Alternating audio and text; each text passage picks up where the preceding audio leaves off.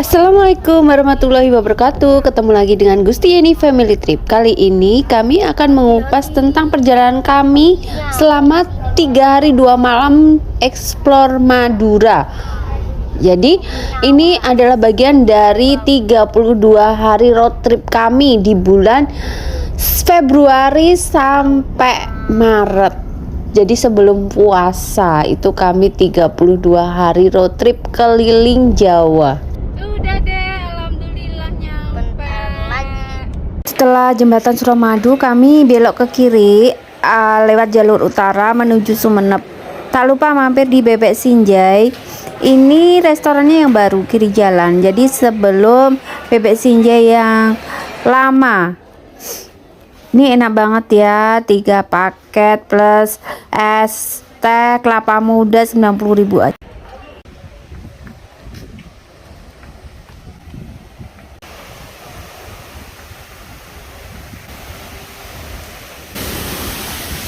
Next destinasi kami ke air terjun Toroan.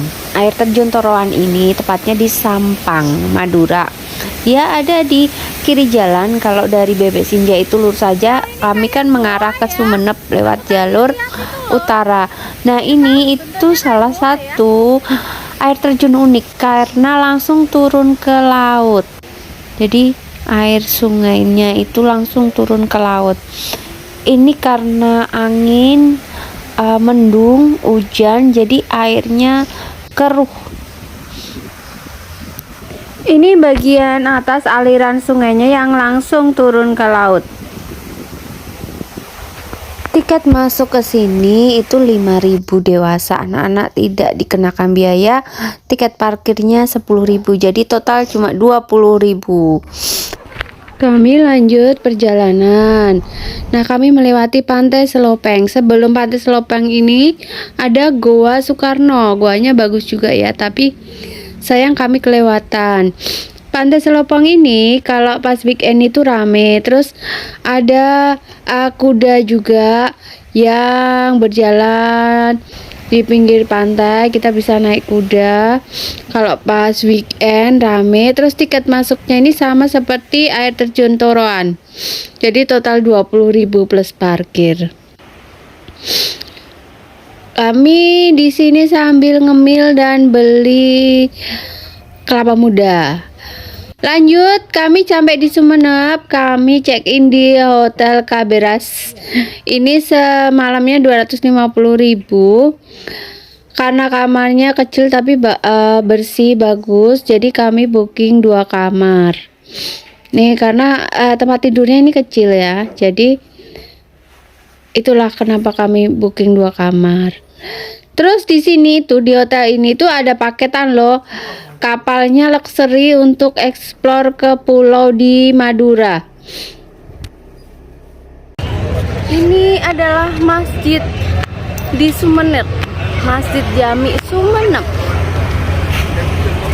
Setelah dari masjid itu, ini pagi-pagi ya, kita sarapan di alun-alun plus ke Keraton Sumeneb, masih pagi. Sebenarnya belum buka sih, tapi nego sama petugas sehingga kita bisa masuk. Ini Keraton Kalau di Sumeneb, Jogja, terus Taman ada Sari juga ada. Putri sama Ratu itu yang sekarang dipakai untuk airnya itu untuk ada yang waktu pemilihan gubernur atau apa gitu kesini ambil airnya. Jadi ada kegunaannya, ada 4 kegunaan di tiap-tiap kolam yang ada di pemandian ini. Meskipun kolam ini diberi ikan gede-gede. Duh, ikannya gede-gede ini, Pak. Iya. Wah, ikannya gede-gede. Wow, ini lele ya, Pak? Kalau yang itu Oh, itu lelenya gede banget. Buat museum ya? jadi memang kalau mau masuk ke sini itu harusnya dari museum dulu ke sana. Biasanya ada pemandu khusus gitu loh, yang menjelaskan. Iya. Jadi teman-teman harusnya itu stepnya itu kami ke museum dulu, baru nanti ada guide yang mendampingi kami menjelaskan di keraton ini. Tapi karena masih pagi dan kami itu langsung bypass, jadi seperti inilah. Ini adalah Keraton Sumeneb. Dan kami sarapan di sini. Teman-teman, ini adalah Pelabuhan Tungkek. Kita mau ke Gili Iyang. Ini kapal-kapalnya. Kita mau naik kapal ke Gili Iyang.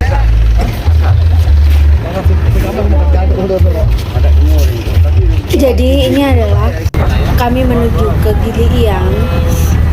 Jadi dari Sumenep itu ke Dungkek itu 45 menit. Kemudian kami nyebrang naik kapal ini ke Gili Iyang itu 30 menit. Sampai di Gili Iyang kami disambut oleh VR roda 3. Jadi orang nyebutnya kayak becak gitu ya untuk keliling pulau ini 200.000. Ya teman-teman, ini kami nyampe di Gili Iyang. Kami jalan-jalan naik VR. Nih kami mau naik VR.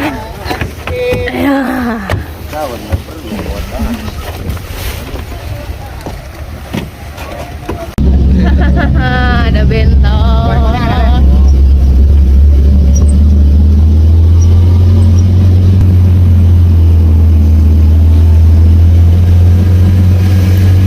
Kapal terakhir kembali ke Dungkek itu jam 1 siang ya teman-teman. Kayak pelabuhan nama ngaku ini enggak Pak? Kata ngaku pelabuhan saya bangun pemerintah. Ini ada penginapan nih. Ada penginapan free wifi. Alhamdulillah selama di Madura ini cuacanya bagus, mendung. Karena biasanya itu panas menyengat tuh Madura itu. Dan Sumenep sendiri secara apa namanya informasi nggak tahu gitu loh. Jadi tahunya dari lembaga antariksa nasional ketika yang neliti di sini. Jadi yang dari pusat yang tahu terlebih dahulu. Jadi setelah pas banyak orang beli tanah di daerah-daerah sini gitu, baru setelah itu kenapa datanya banyak. Setelah itu baru orang tahu gitu kalau di sini ternyata apa namanya oksigen terbaik gitu. Setelah Yordania katanya seperti itu informasinya. Yes, ini adalah titik oksigen kedua terbaik setelah Yordania. Terus masa hidup orang di sini itu panjang ya. Itu bapaknya yang tua itu usianya udah 100 lebih loh, 120-an loh. Nah, di sini itu masih banyak orang-orang yang udah tua di atas 100 tahun. Bapak, Ibu. Mungkin karena udaranya yang bersih, terus makannya nasi jagung gitu ya kali ya. Setelah dari titik oksigen, kami ke Batu Cangkeh. Nah, ini lewatnya perkebunan-perkebunan seperti ini. Lewat kampung-kampung, perkebunan, kemudian trekking sampai di pinggir pantai. Jadi dia modelnya kayak tebing gitu. Batu Cangkeh itu batu yang menyangga antaranya daratan yang bawah sama yang di atas. Oh, dusun ya. Masih ada isinya kok. Iya. Ini baru dibangun, sebelumnya nggak kayak gini. Agak ekstrim sebelumnya. Sebelumnya ekstrim. Ini adalah Batu Cangkeh. Jadi yang tidak terputus itu yang disebut Batu Cangkeh. Dia menyangga bawah. Bawahnya langsung laut.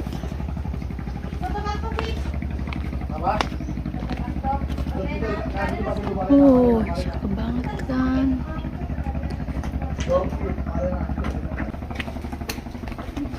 Tuh duduk di kursi situ.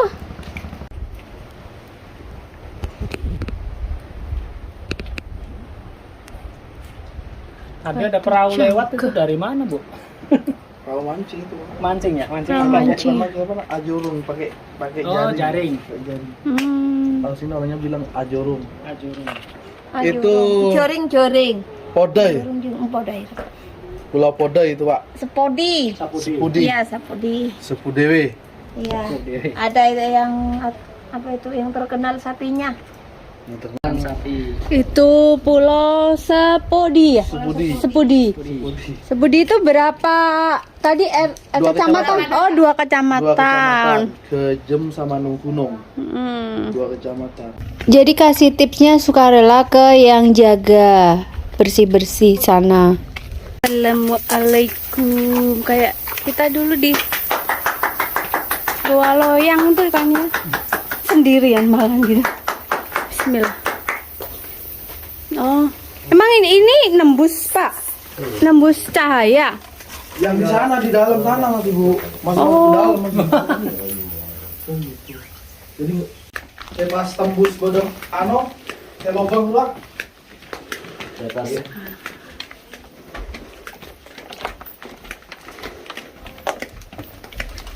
Ya, tungguin. Ya, tungguin. Ayo tungguin. Ayo. Pak, tungguin. Lanjut kami trekking ke goa. Goanya ini dekat tempat penduduk. Wah.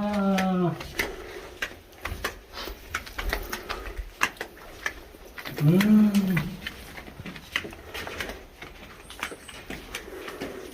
Wow, itu keren banget. Dari mana? Dari Solo. Solo ya. Iya, Surakarta. Oh, cuma pen. Jadi ini tuh ke dalamnya itu masih dalam banget ya. Jadi setelah nemu ini cahaya yang masuk ini, kami masuk lagi ke dalam diajak sama bapak guide-nya yang rumahnya dekat dengan goa ini.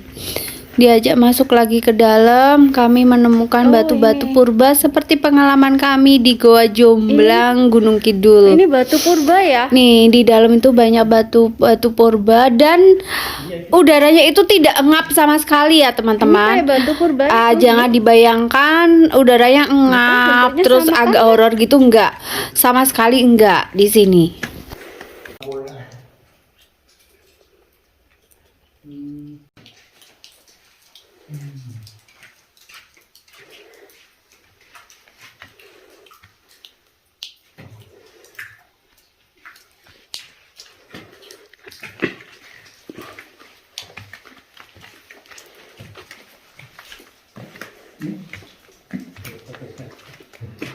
Batu purba. Nih, temukan batu purba. Nanti lama-lama dia kan tinggi ya.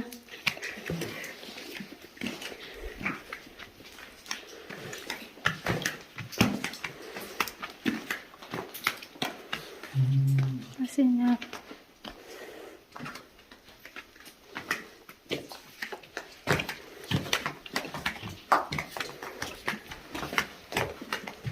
Jadi karena pandemi depannya itu dipenuhi sama burung-burung gitu, tapi dalamnya ternyata bersih dan tidak pengap loh teman-teman.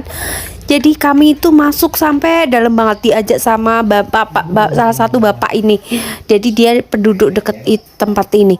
Masuk terus ke dalam gitu, gelap gitu, dia yang pakai senter gitu. Nih, kayak Berikutnya kami ke rumah tempat penduduk tertua di sini. Jadi dia masih punya anak, cucu, cicit. Jadi 5 generasi ini masih hidup semua. Ini usianya udah 130-an mungkin. Iya, bye-bye, Gili iya. Iya, ini kami meninggalkan Pulau Iyang. Ya. Pulau Iyang jam 1. Kapal jam 1. Ini kapal terakhir. Kapal terakhir, bye-bye. Kapal terakhir kan ya ini ya, Pak? Pak, makasih ya. Bye-bye. Kami kembali ke Sumenep dan makan siang di rumah makan ini. Enak banget, bener deh, enak banget makan ini. Terus kami lanjut Pelabuhan Tanjung. Kami parkir di sini. Iya.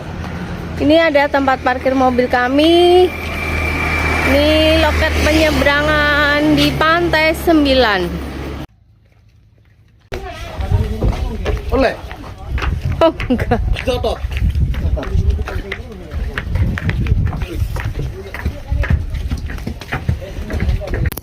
Ya, ini perjalanannya juga 30 menit ya.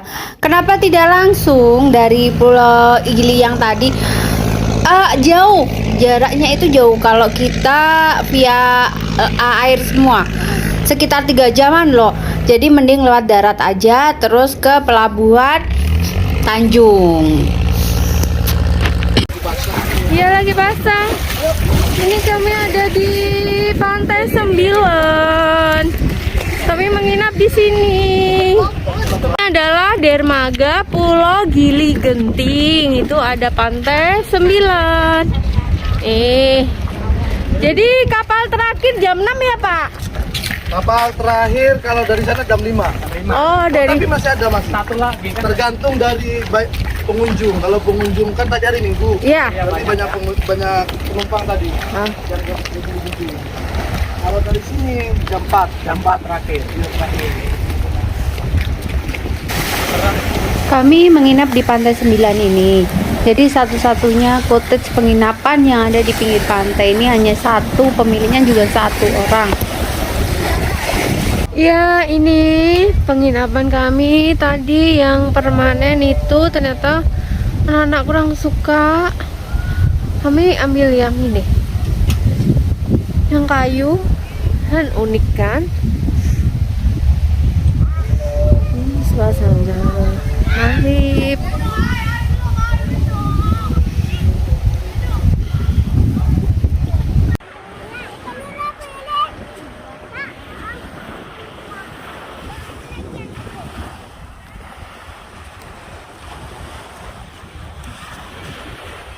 Ini kan semuanya paling 2 kilo cuma. Nyampe. Kalau yang tenggiri itu pas kilo tadi. Hari berikutnya kami sewa kapal khusus, jadi tidak ada kapal umum ya. Sewa kapal harusnya 1 juta, tapi bisa muat 30 orang. Tapi karena cuma kami berempat dan ABK, itu didiskon jadi 800.000. Kami menuju ke Gili Laba. Jadi kami mulai snorkeling itu di sini. Airnya jernih banget, tapi perjalanannya lumayan jauh ya. Jadi kami bisa tiduran dulu. Di sini tuh banyak karang jahe sama bintang laut ungu biru gitu deh. Jernih banget di sini kan. Madura itu kadar garamnya tinggi banget ya teman-teman. Ya, ini kami di Gili Laba. Bening banget kan? Bening banget. Itu kapal kami tuh. Tadi pada snorkeling. Terus kamu mau ke darat.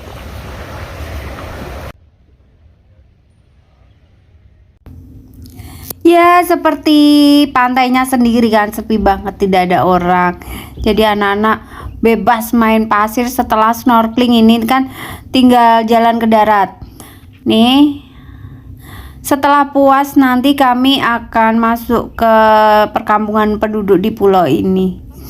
Jadi ini harusnya ada banyak penjual, terus kita bisa titip buatin ikan bakar di sini. Tapi karena lagi sepi, tidak ada orang, jadi tidak ada yang melayaninya teman-teman.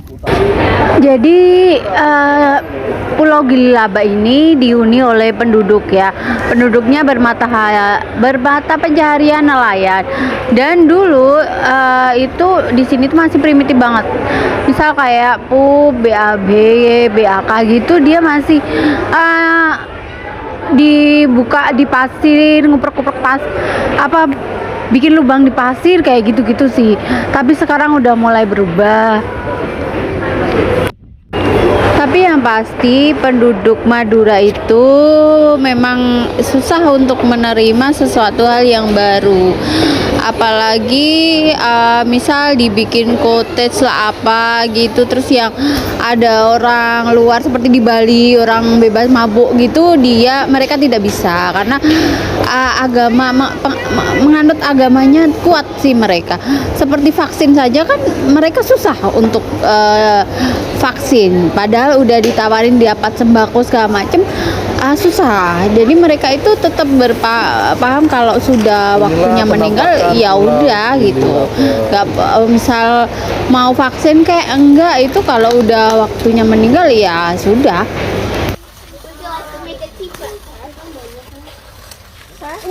Ada Bon. Ya, see you dari Pulau Gili Laba. Akhirnya kami kembali ke Dermaga Tanjung sekitar 2 sampai 2,5 jam.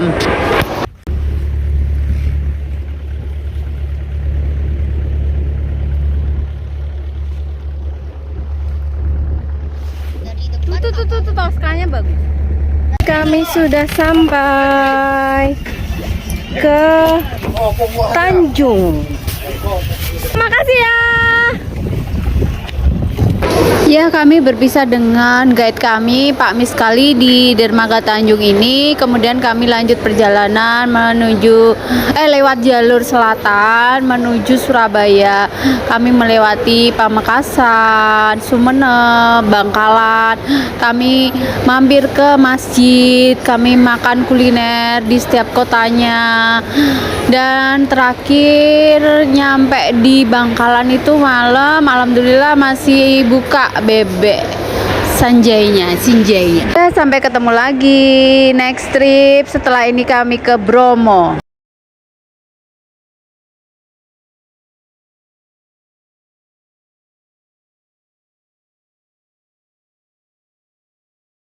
Jadi jalur selatan ini lebih padat, lebih macet ya teman-teman. Recommended jalur utara.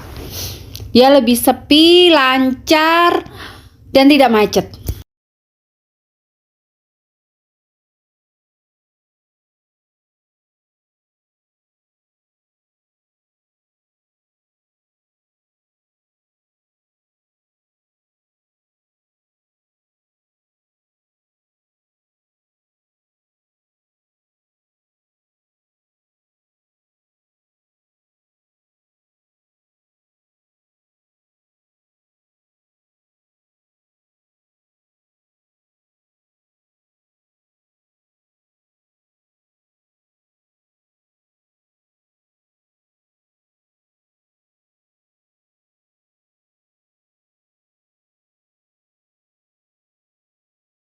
Jadi karena pandemi ini berasa ya, biasanya banyak yang jualan di sini. Bisa makan ikan segar juga di sini, pesen dulu. Tapi karena ini banyak yang tidak jualan, itu jadi sepi karena pandemi.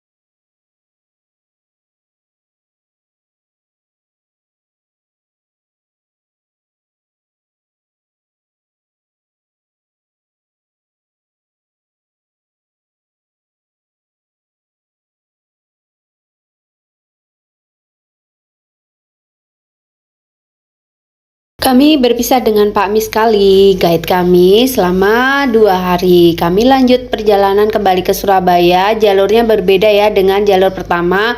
Kami lewat Pamekasan, kami makan di kaldu kokot Pamekasan. Ini enak, sum-sum kayak gitu.